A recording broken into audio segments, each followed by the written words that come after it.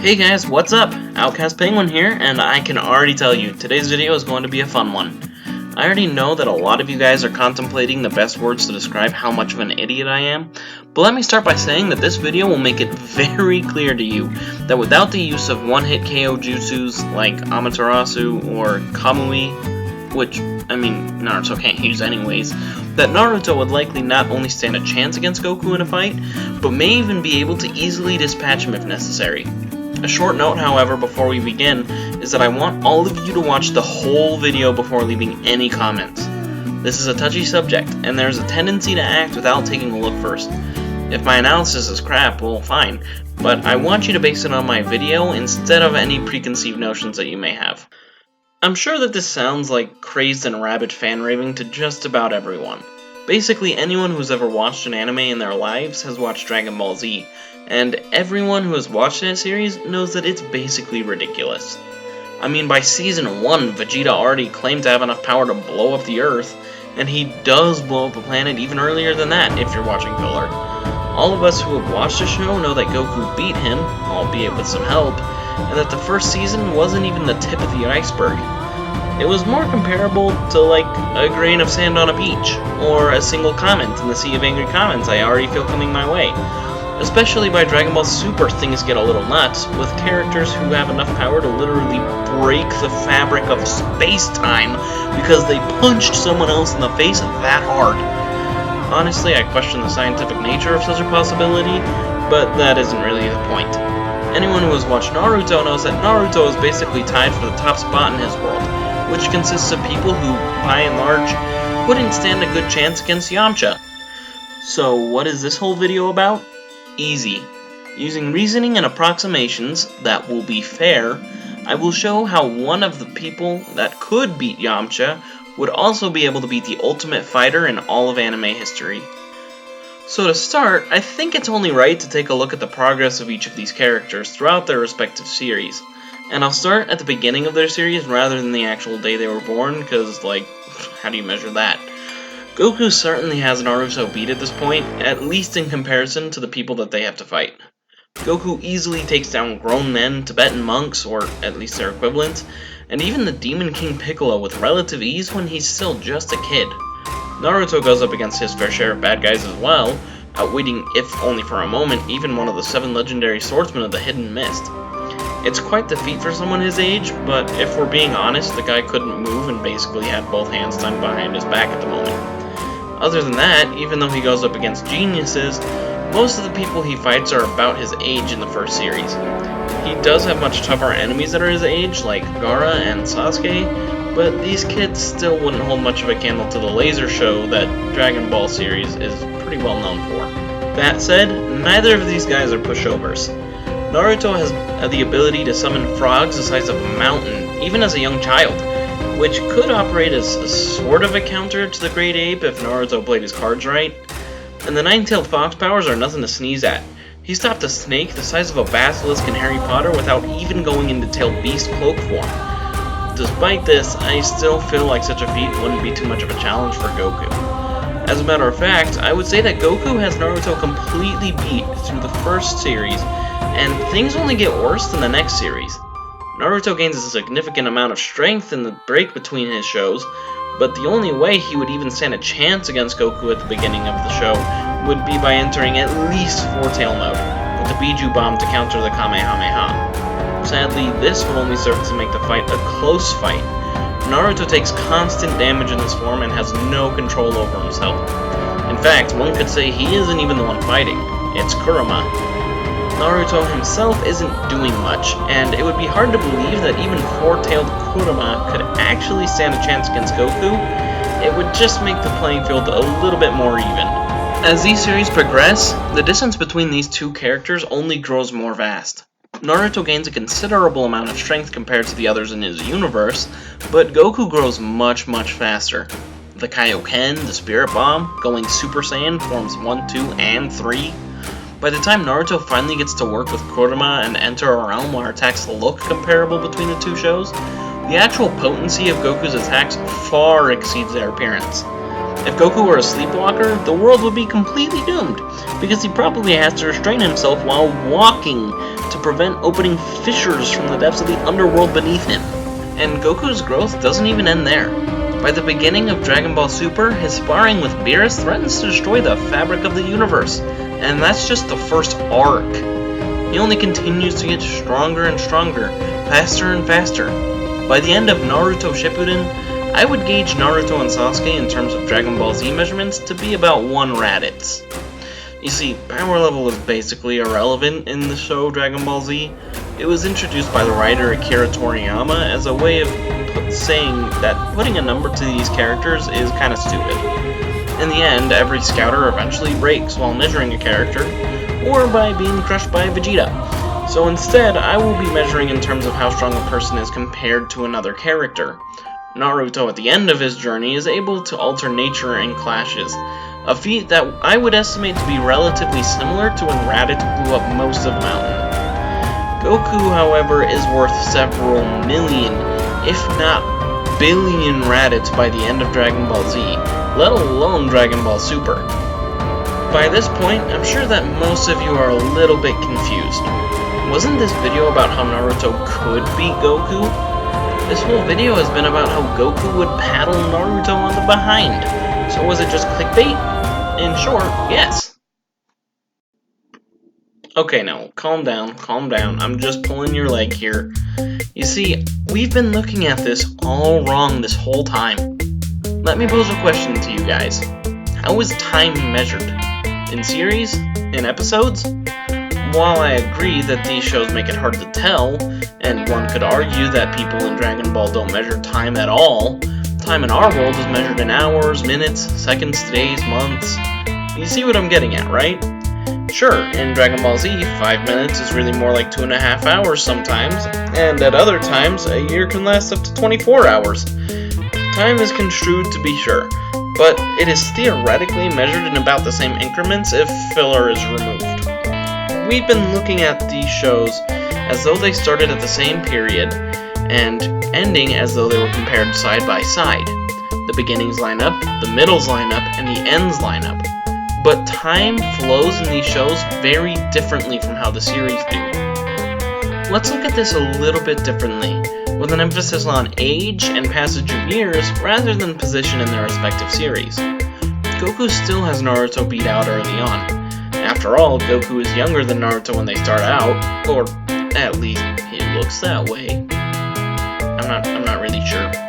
However, things change real fast leading up to Dragon Ball Z. We don't know Goku's exact age when he fights Raditz, but most sources seem to believe he's around 24 to 25. However, we do know one thing for sure, and that's that he has a 4-year-old son, Gohan. Let's pretend that Goku and Chi-Chi started pretty darn early, just for the sake of argument. If Goku started at 16, which is much earlier than we know he did, but again, for the sake of argument, that means he's 20 by the time that Dragon Ball Z would start. Again, most sources say he's 24 to 25, but again, this is just for demonstration. If my estimate was correct, Naruto's about the same strength of Raditz by the end of his story. Naruto's age is actually known down to the day by this point. By the time he fights Sasuke at the end, it is exactly 1 day after his 17th birthday. This means that Naruto at age 17 is stronger than Goku at age 20, and likely up until Goku is about 25 to 26, when he trains with King Kai. Of course, everyone is probably thinking about how quickly Goku would catch up. After all, Goku quickly becomes equal to at least 18 Raditz by the end of the first series, and Goku goes much, much further than that. However, there's nothing to say that Naruto doesn't do the same. You see, both of these guys gain strength on a J-curve. On a grid, a J-curve kind of looks like this. You can see that the strength grows faster and faster the further along you go, so that when you start, you're only gaining a little bit of strength, but as you get further, you're gaining strength exponentially faster. Naruto starts out weaker than Goku, but his J-curve is almost less like a J and more like a right angle. He takes a long time to get to that point, but he basically goes from the Rasen Shuriken, far weaker than the Kamehameha that Goku learned as a child, to the final attack we see against Sasuke, which, again, alters nature, in a single day. That's an insane amount of growth in so quick a time, and if he continued that curve, it would be crazy. And there's evidence that this happens too. Naruto never shows us his full strength after his fight against Sasuke. Notice, his 6 path powers are not in use in either the last movie, nor in his fight against Momoshiki. At best, he is using his tailed beast form with Sage Mode. In the last, which still takes place years before Goku fights Raditz, he tanks a hit that cut the moon in half, and beats the guy who did it with a single punch, and it wasn't even in his final form. If that curve continued, Naruto would maintain quite a lead over Goku. It begs the question of how, but it's certainly not impossible. He could do good old-fashioned Shadow Clone training. This operates on a similar idea as the Hyperbolic Time Chamber, although it is far less efficient. The Hyperbolic Time Chamber is a place where 1 year is compacted to the same time as 1 day, and gravity is 10 times more powerful. Naruto can similarly use Shadow Clones to get much more training done in a short amount of time. Sources say that Naruto can make up to 5,000 Shadow Clones by the end of the series. Say that he uses 2,000 during a training session which lasts all day. That equals 2,000 days of time in 1 day of training. Of course, it is only at normal gravity, and not all of his progress builds upon itself.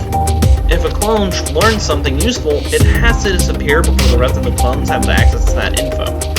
If training were done in the Hyperbolic Time Chamber, everything about the training builds upon itself, and even the breaks that they take are compounded to a shorter time frame. However, we all know that most of the power gained in both of these shows doesn't come from training, it comes from transformations. Saiyans have a huge amount of transformations up their sleeve, but theoretically Naruto could do some as well. If you were to think about it, Naruto could possibly train with Lee to learn the 8 gates, or he and Sasuke could do fusion, which isn't too far-fetched seeing as they are in a DBZ universe if such a fight were to be possible, and Sasuke and Naruto would have it explained to them about as much as Goku and Vegeta did by the first time they used it. Well, that's one possibility, but there's any other number of things that could be used to make up for these, or maybe they still don't even need them. It's totally feasible that Naruto could gain this strength through some other way, or potentially even gain new transformations that we still haven't seen yet, because after all, we still haven't seen him go all out since his Sasuke fight. But let's assume that Naruto hasn't gained this strength, that he doesn't make this growth. Let's assume that what we've seen in Boruto is his absolute limit. I would still argue that Naruto could pull it off if he plays his cards right. As a matter of fact, I would argue that not only could the current Naruto kill Goku, but even someone far less skilled and far less powerful could do it easily. The best candidate to kill Goku from this series, in fact, is not Naruto, but Haku. You remember that kid that Naruto first went up against when we went into Ninetales mode? Or, the one that almost killed Sasuke? That guy? Yeah, crazy, right? Let me explain before you click out. You see, Goku is far from invulnerable. As a matter of fact, he has a number of weak spots. Most of these involve pride or gluttony, but there is one that is extremely potent, and one that has even gotten him into severe trouble in his shows and movies. When I first watched Dragon Ball Z Resurrection F, I was shocked, as I'm sure many of you were. There's a scene in which Goku gets shot in the back by a ray gun the size of a ring, mid-fight mind you, and it basically wrecks the tar out of him. He was in Super Saiyan Blue form at the time. This is a guy who can destroy reality, and he gets taken down by a ring worn by a lackey. In this show, they try to make it more believable by having him be in his base form and totally unprepared for any kind of attack, but we all know what happened in the movie. And aside from that, Goku is a planet buster even in his base form. He should have been able to take a hit from this thing, right? And the answer is yes. Without question, Goku can easily survive this kind of attack without so much as even a first-degree burn, but only if the right conditions are met. Goku's biggest weakness is that he has to be completely aware of an attack before he can block it. You see, Goku's power, Ki, is based on what we call Chi. Ki in the Dragon Ball universe and Chi in Eastern cultures are a form of life energy that all living creatures have. Being able to control one's Chi, or Ki, allows people to do things that seem quite incredible. Real-life Chi supposedly has tremendous effects on bodily defense, making your muscles and skin much more durable than normal, if you're willing to believe what you see on Stan Lee's Superhumans. On the show, which is supposedly non-fiction, a Tibetan monk utilizes chi to protect himself while leaning heavily on a spear with his neck, and while using a power drill on his abdomen. You can see that his abdomen was damaged, but not nearly as much as you would expect when someone's using a power drill. Real or not, Ki is based on the idea of life energy that's presented with chi. The important thing to know about this, however, is that it requires concentration on part of the user. If you're unprepared or unfocused, you become susceptible to damage. This is why the ring works on Goku. Of course, the Naruto ninjas wouldn't have lasers, or at least not most of them. If they wanted to hurt Goku, they would have to be using much more primitive weapons, like kunai or shuriken. Would something like that still work? I mean, a laser is not even close to the same thing as a, sharp metal thingy, but absolutely it would work. In episode 169 of Dragon Ball Z, we see a similar situation where Goku and Gohan are taking a nap by the river, with Krillin there, after they've left the hyperbolic time chamber. Krillin, who wants to test Goku, throws a rock at him, which clonks Goku right in the noggin. Goku doesn't just brush it off, however, even though he's a Super Saiyan world breaker.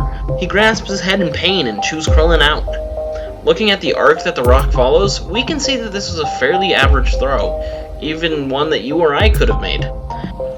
So if he isn't aware of something, his defense is totally useless. Is it possible, however, that Goku could sense such an attack? Feasibly, although it's hard to tell for certain. You see, Goku can sense ki, but Naruto and his people don't use ki, or at least not in the form that we know it. They use chakra. Tomato, tomato, right? I thought so too, but there is a key difference. They operate very similarly, but ki and chakra have very different origins. Ki is simply all life energy. Everything down to the blades of grass contains ki. Chakra, on the other hand, is a product of the world tree, and only those who eat its fruit, or those who are descended from those who have eaten the fruit, can use it. This makes it uncertain if Goku can sense a strong user of chakra. It is possible that the chakra fruit simply sparks one's life energy, and that chakra is essentially ki, or it's possible that they're completely different and distinct from one another. We really don't know enough. This is where I'm going to wrap everything up. Perhaps Naruto wouldn't be the kind of guy to cheap shot someone like that, and he would have to think to do so in the first place. But Naruto is, after all, a ninja. He has the training to do something like this if the situation really called for it, but this is why I mentioned Haku earlier. Where Naruto isn't really exactly the kind of person to do this, Haku is arguably the only ninja in Naruto who actually acts like a real-life ninja. He takes out Zabuza without killing him, without being noticed by Kakashi until it happens. Kakashi goes on to become the 6th Hokage, so this kid must have been excellent at hiding his presence to avoid discovery. Also, since he appears early in the series, he's pretty weak compared to most of the other people that Naruto goes up against. Normally, this would be a hindrance, but it could actually help him to avoid being detected by Goku, which would help him to get off that cheap shot. After all, that's what ninjas are supposed to do. Although Haku is dead, there is nothing stopping anyone else from doing something similar. For example, Sasuke, Kakashi, or even Konohamaru. Now, I know this isn't a measure of strength at all, but I think it's a little sad that people think Goku's completely invulnerable. I mean, sure, he's unbelievably strong, but that doesn't make him invincible. As a matter of fact, Goku is based off of another character, one who loses. The Monkey King, Sun Wukong. He's a Chinese folktale character, a monkey born from a rock who goes on to challenge the gods. He wins a lot too, but eventually he's put in his place by Buddha for being such a rowdy little monkey and causing so much trouble for everyone. And it isn't even a close match. Buddha completely dominates what we can't even call a fight. There's literally nothing that the Monkey King, Sun Wukong, can do. Instead, he's simply sealed away after being shown exactly the amount of power that the Buddha has, up until a monk, who's actually basically Krillin, was sent by the Buddha on a journey to the west and, in need of his strength, releases him from his sealing. It's hard to find a being who can top Goku. but they either exist in some form of media out there, or could feasibly exist in some form of media. Do I really think that Naruto could beat Goku? Maybe for a period of a few years, but there isn't really enough evidence to suggest that he could maintain that lead. Despite this, there is a possibility, and one that shouldn't be overlooked. After all, it's possible that Naruto could destroy planets too. I mean, he would be screwed if he did, because he is incapable of space travel, at least not past the moon, but who knows? Goku fights all the time without destroying the planet, and it's not about the amount of power that he uses while doing so, it's about how he uses it. And this is something that applies to all of us. The measure of a fighter isn't, and admittedly should never be, in how much strength a person has. Rather, it's in how they utilize that strength. There are some mountains in life that seem unconquerable, but you don't need more strength than the mountain to conquer it. You just need to use what you have smartly. So that's all the time that I've got for this week, guys. What do you think? Obviously this whole video is hogwash, right? And I imagine it's gonna get a lot of butt-hurt hate. But what do you think? After seeing this, do you think it's possible that Naruto would stand a chance? Or am I wrong somehow? Let me know if that's the case, but I do expect a decent explanation and not just random ranting. Next week's video will be a spoof theory based off of The Legend of Zelda, so I hope to see you all then. This is Outcast Penguin, wishing you a happy summer.